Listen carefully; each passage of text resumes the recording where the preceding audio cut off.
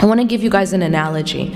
I want you guys to imagine that after this talk is over, you go outside and your mom is up, she's pulled in. Maybe she's with you, but imagine that she's not, and that she's actually come and picked you up from outside the lecture.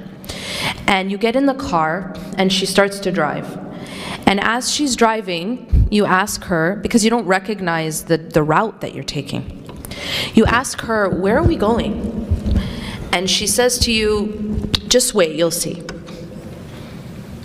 Everybody imagine this?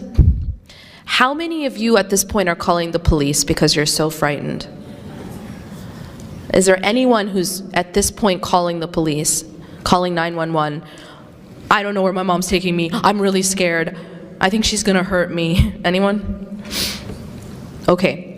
Why is it that you're not afraid? It's a very simple question. A very simple answer. Trust. You said it in one word. Because you trust your mother. Now, I emphasize to you that you actually don't know where you're going, right? So I want you guys to keep that in mind. You don't know where you're going, but you trust the driver. You trust that your mother is not going to take you somewhere and then leave you there in a ditch. You trust that she's not going to hurt you. And so because of that trust, even when you don't know the route, even if you don't know where this driver is taking you, you have complete trust that she is not going to harm you. You have complete trust that the driver has your best interest in mind. Do you know what that's called?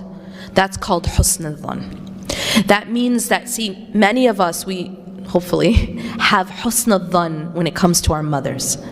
We know that our mother has our best interests in mind. We have a good opinion of our mothers. We trust our mothers.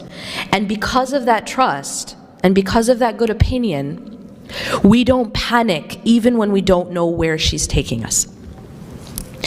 Now, what does that have to do with Allah subhanahu wa ta'ala? Allah takes us in our lives. Allah is the driver of our lives.